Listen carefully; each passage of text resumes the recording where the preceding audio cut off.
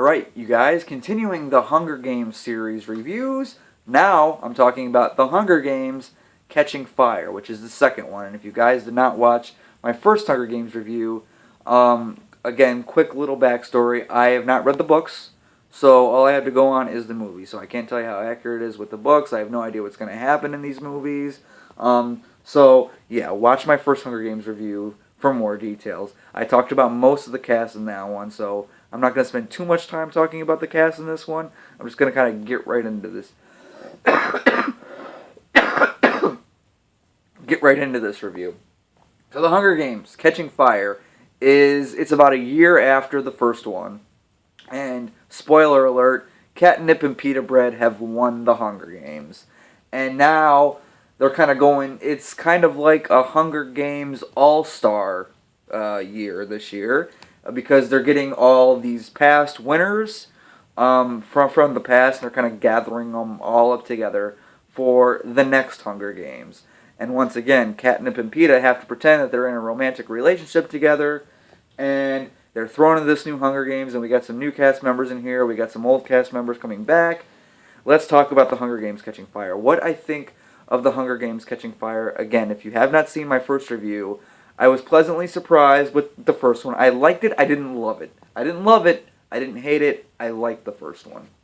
Hunger Games Catching Fire, I think it's an improvement over the first one. I like Catching Fire more than the first one.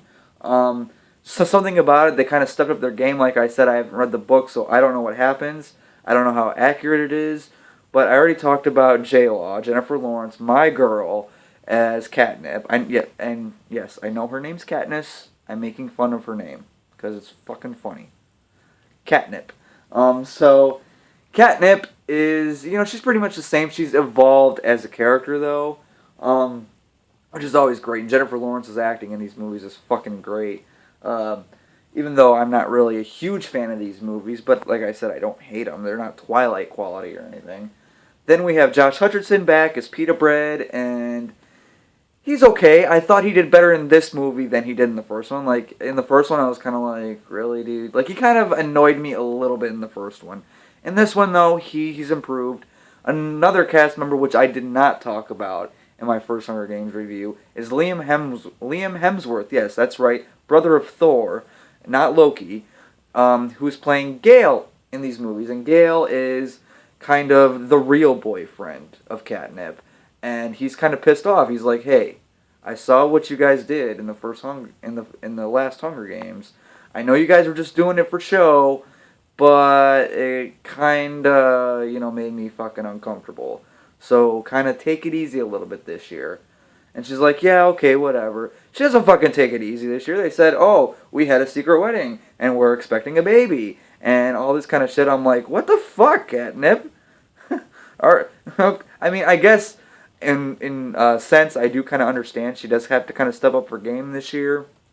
Like I said, we have other characters coming back, such as Woody Harrelson as Haymitch, who I absolutely love. I talked about him in my first review. And I just love Woody Harrelson. To me, Woody Harrelson is the best character in these movies, aside from Jennifer Lawrence. He really is. He's great. I love seeing Woody Harrelson every chance I get. He's the same character. He's a drunk, but he's also a past winner, and he's still their mentor, and he's giving them advice. And sometimes Catnip doesn't want to take the advice, and Pita Bread's all like, no, let's fucking do that. So, yeah, I like the whole Woody Harrelson stuff. We have Sam Claflin in this movie, who wasn't in the first one, who's playing, what's his name, Finnick? Finnick was okay, I guess. Like, I didn't really have a problem with him, but he didn't really stand out to me in this one. I thought he was fine, but yeah. Elizabeth Banks is back as Effie, who is, she's very colorful. She's kind of like a Lady Gaga with her style kind of thing. Not that it's a bad thing, it's just, it's kind of weird to see, because this one has gotten a little bit more darker than the first one. So, to see her colors, all her colors again, it's kind of like, okay, it's still fine, but it's starting to kind of not fit in very well. But she's still fine, the character's still fine, the acting's still fine, it's just, the style. Speaking of weird style, Stanley Tucci's back in this movie, and as you know, I love Stanley Tucci, love seeing him in this movie, not much more I can say about him. let's talk about the actual games themselves. The games themselves this time around is in like this. It's not really in the forest setting in a way it is. It's kind of like more in. Would you say it's like a jungle type setting? No, I'd say more. I'd say more like an island. All right, they're surrounded by water, and there's all these like trees and stuff. But it's more like an island setting, and I really liked the forest setting in the first one. The island setting in this one was fine, but I just thought the setting in the first one was a little bit better. But at least Peter Brett's not hiding under a rock in this one, so that's good, I guess. The new characters we meet along the way, I'm not going to remember every single one of their names, but they were cool, they were fine, didn't have a problem with them. I do have to talk about Donald Sutherland as President Snow, he's kind of like, he's the villain of the series, and he's the president. Figures, thanks Obama. But, yeah, President Snow, Donald Sutherland, fucking sadistic, creepy motherfucker. That's about all I can say to sum him up. Every time Donald Sutherland is on screen, he's got this very creepy presence. He's very evil. He's perfect for the villain in these movies. Like I said, I can't say he's perfect because I didn't read the book, so I can't tell how accurate it is. But damn it, for the movie, he is fucking perfect. That's about all I can say about this one. Then we have Philip Seymour Hoffman is introduced in this movie. No Wes Bentley, but we get Philip Seymour Hoffman. And his character, at first he kind of seems like a nice guy, and then a little bit later, he's kind of working with President Snow. And you're like, what the fuck? You seem like such a nice guy. And at the end of the movie, there's some stuff that goes wrong, and you're like, okay, what the fuck's going on with Philip Seymour Hoffman's character? I liked him. I loved him in this movie. I really did. The games themselves, it's fun. Definitely, like I said, more dark, a little bit more brutal. You got to do a lot more shit to kind of survive in this one.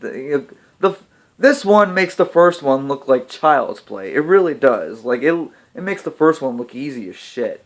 So yeah, I thought the games in this one was fine. All in all, guys, I do like this one.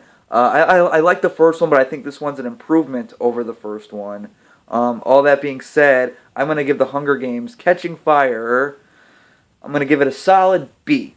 Yes. So it gets a little bit of a higher rating than the first one, because I do still like it. I'm still not a huge fan of the franchise, but, I don't hate it. I mean, fuck it, I bought these movies on Blu-ray, so, it's not Twilight, like I said. I'm just going to I think I'm going to say that at least once or twice in every single one of these Hunger Games reviews.